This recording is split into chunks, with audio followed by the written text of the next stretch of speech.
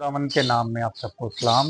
और बाइबल मुकद्दस में से मत्ती की इंजील और उसका 6 बाब है, उसकी 22 आयत मैं पढ़ूंगा। लिखा है, बदन का चिराग आंख है। बस अगर तेरी आंख दुरुस्त हो तो तेरा सारा बदन रोशन होगा, और अगर तेरी आंख तरीक हो तो तेरा सारा बदन तरीक होगा।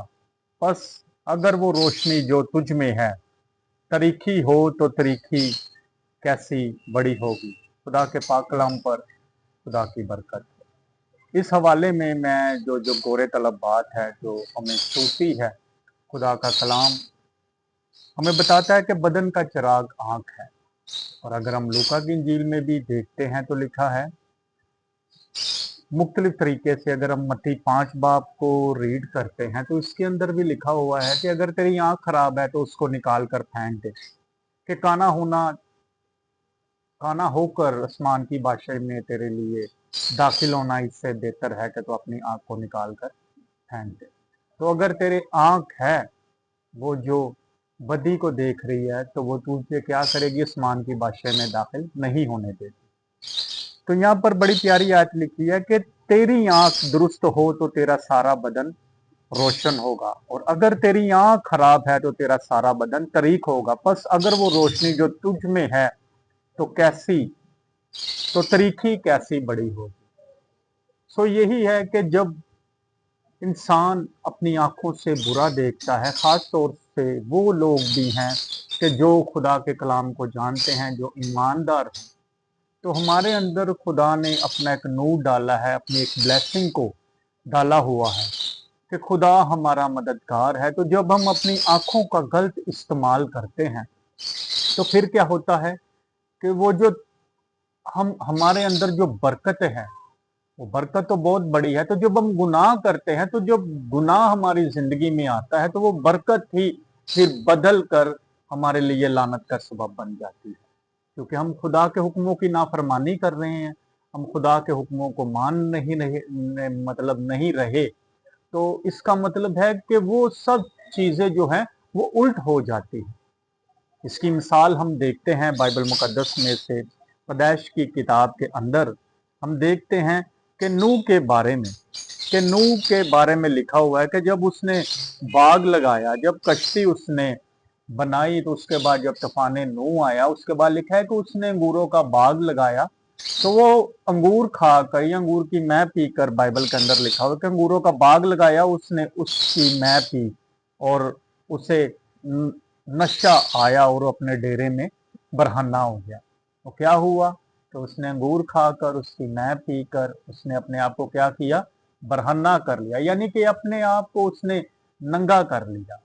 तो बाइबल मुकद्दस के अंदर लिखा हुआ है कि जब उसका बेटा जो है कनान वो आया, उसने देखा कि बाप बरहना है, बाप नंगा है।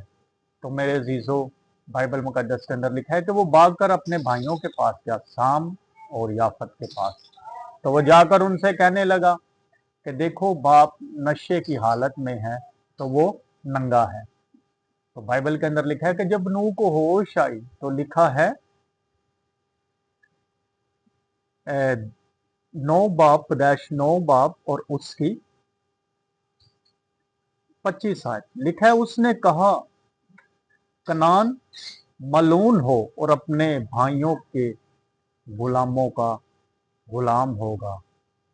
और फिर कहा कि खुदावंद साम का खुदा मुबारक हो और कनान साम का गुलाम होगा। खुदा याफत को फैलाए और साम के डेरों में बसे और कनान उसका गुलाम होगा। यानी कि हमें ये बात नजर आती है कि उसने अपने बाप को कनान ने देखा।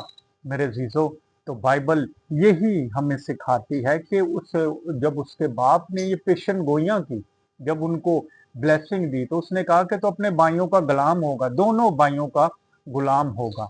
तो याद रखें कि एक आंख का ही गुनाह है।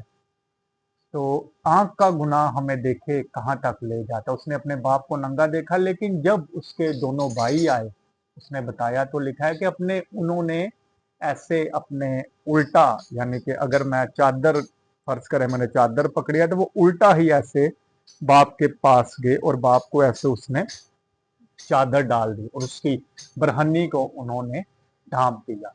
सो वो ब्लेसफुल हो गए, लेकिन जिस बेटे ने, केनान ने देखा था, वो क्या हुआ? वो मलून हुआ, वो लानती हुआ। किसके सबब से? आंख के सबब से। इसलिए बाइबल कहती है कि अगर तेरी आंख दुरुस्त नहीं तो उसको क्या कर?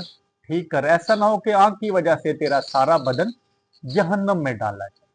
सो आज का मैसेज यही है कि हमें अपनी आंख को दुरुस्त रखना है और हर तरह की गंदगी से बचाना है, और ना कोई ऐसे काम हमारी जिंदगी में होनी चाहिए कि जिसकी वजह से खुदा को, क्या कहते हैं, कि शर्मिंदा होना पड़े।